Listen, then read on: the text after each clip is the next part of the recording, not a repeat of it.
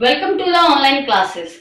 As you all know, we have already learned in our previous chapter about the plants and animals. We have learned about their similarities and differences. You know, students, as all the plants and animals live in all the kinds of environment and in all the climatic regions. That is, whether they will live in a land or water, hot or cold regions. And the basic principle of the nature is survival of the fittest. And in order to fit for the environment, they have to be able to adapt themselves. So the animals and plants have specially designed features, their physical features, to adapt with the natural habitat or their feeding habits. So with continuation about the plants and animals, we will now learn about the adaptation in plants and animals. That is our second chapter from the periodic 1 in the semester first book. So first of all, we talk about the animals. The adaptation features in animals. So when we talk about the land animals, they have specially designed body features. First is defensive mechanism. Defensive mechanism means to defend or to protect themselves. For example, a skunk squirts a foul-smelling liquid to chase away the animals. Next is special body parts. The animals have these special body parts to protect themselves from the enemies. For example, a hedgehog bristles. He uses for their protection from the animals. Next is sharp teeth and claws or horns. Animals like lion, tiger, leopard, they use these body parts for the process of hunting. In order to feed themselves, these body parts help them. On the other hand, the animals on which these lion, tiger and leopard feed upon, that is a buffalo or a deer, they have horns to protect themselves. These are specially designed body parts for the process of their hunting. Next is camouflage. Camouflage, it is a kind of adaptation features. It means it is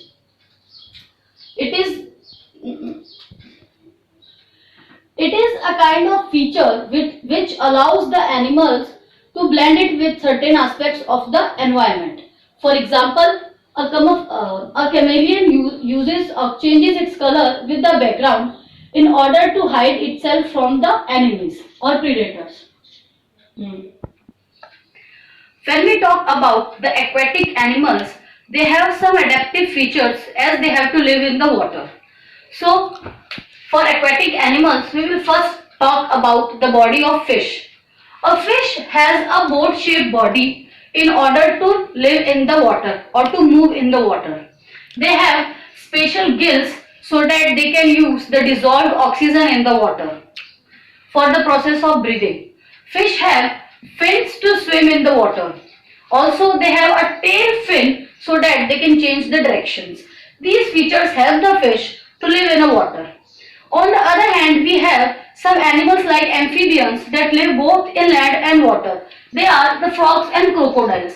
Their body is also designed or have the adaptive features to live both in land and water. So we will talk what are these, that the frogs and the crocodiles have scales on their skin so that they can live on the water as well as on the land. They have webbed feet so that they can swim in the water. They have long hind legs to live on the land and a moist skin so that they can breathe both in the water and in land. And next is the water birds. Aquatic animals or the water birds, they swim on the water. So first is duck. Duck have webbed feet so that they can help them to swim. Next is cranes and herons. They have long legs so that they can live in water, in marshes and wade. Next is penguin. Penguin has a kind of flippers to move in the water. So now we will talk about the aquatic plants. Aquatic plants are of different kinds.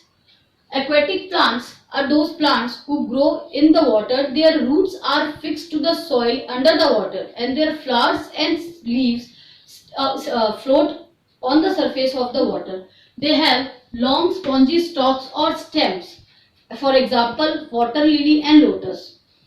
The aquatic plants have stomata on the upper side of the leaves. Usually stomatas are found under the side of the leaves, but in case of the aquatic plants, stomata are found on the upper side. They have a waxy surface of the leaves so that if the water run off or flows out. They have the root pockets in order to protect their roots. Some plants grow completely under the water. These plants have long, narrow, ribbon-like leaves without the pores. Their roots are fixed in the soil under the water. They have spongy roots to protect the roots. Now we will talk about the aerial creatures, that is birds. Students, you all know birds can fly, but we can't. So what are the features which make them fly? So first of all, they have hollow bones and boat-shaped bodies, which allows them to fly high in the air. They have three kinds of feathers. You all know the feathers on the bird's body. They have three kinds of feathers. First is a soft down feathers that help them to keep them warm. Second, they have flight feathers. With them, they can fly in the air. They have tail feathers that help them to steer. So there are three kinds of feather, that is soft down feather, flight feathers and tail feathers. Also, the birds have strong wing muscles. With these muscles, they can travel thousands of kilometers. Next is sharp eyesight. The birds have a very sharp eyesight. That is, from high up in the sky, an eagle can spot a mouse moving in the ground. Now we will talk about the desert animals. Desert is, you all know, have extreme of the temperatures. Desert is very cold during the day, very hot during the day and very cold during the night. So how the desert animals adapt themselves to these conditions? First of all, the desert animals get their water by eating the desert plants because the desert plants are capable of storing the water. Second, there are many insects, lizards or kangaroos or rats. What they do for their food? They usually during the daytime they burrow in the sand where there is shady and cool, and in the night time when it is safer and cooler they come out to feed. Next is the most common animal of the desert is camel, because the camel has a special stomach to store the water and food for a long duration of time. So whenever he is unable to find the food, he can convert the stored water and fats into the energy. After the desert animals, we will talk about the desert plants. You know, the desert plants have to survive for a long period of dryness. So they are known for their dryness or aridity. Desert plants, they are also called the xerophytes. Xero means dry. So they are known as xerophytes. What are the special features of the desert plants? Desert plants have long roots so that they can go deep inside the soil in search of the water. Also, they have thick and fleshy stem. Why their stem is thick and fleshy? So that they can store a large amount of water. As they have thorns, they have not leaves. So without leaves, they have no leaves. So without leaves, who will make their food? As you know, generally leaves are the kitchen of the plants. So how they get their food? They get their food from the stem. Food of the desert plants are prepared by the stem and they have thorns. You know, the most common desert plants as cactus, they have thorns so that they can reduce the loss of water. Also, they can, with the help of the thorns, they can discourage the animals for eating them. And after the animals, desert animals and plants, we will now talk about the animals of cold regions. They have a temperature just opposite of the desert animals and plants. That is, they have very low temperatures. The animals who live on the high mountains are facing very cold and low temperatures. So how they adapt themselves with this environment? Their bodies are designed with the thick fur to protect themselves from the cold. Also, they have a thick layer of fat under this fur so that for their further protection. Now they have sure-footed, means they can jump from one rock to another without slipping. The most common animal you have seen in high mountains is yak. Yak have thick long hair so that it can protect it from the extreme cold. Normal animals or other animals like cows and buffalo, they cannot live in this kind of temperatures. Now we will talk about the animals of taiga tundra regions. These animals have to face heavy snow and strong winds. Their body is designed according to protect them from the cold regions. They have white fur and thick fur.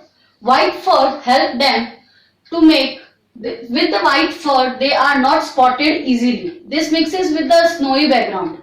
You all have seen a polar bear. You have know about the polar bear. The polar bear has white and thick fur in order to protect it from the snow, and they have super soft, extra warm underfur. Animals like musk ox, they have extra warm underfur to help them to fight with the cold temperatures. Now next we will talk about the plants in the mountainous regions. The plants here have to face very strong winds and heavy snowfall. For them, they are designed with straight and tall with short sloping branches so that the snow will slopes away. They have needle-shaped leaves, and these type of plants are known as conifers because they are evergreen and bear cones. So these all are the adaptations by our plants and animals. Our nature ensures that all the living things adapt themselves to the environment. I hope you all have understood these topics. Just try to make notes, keep learning. Thank you. Have a nice day.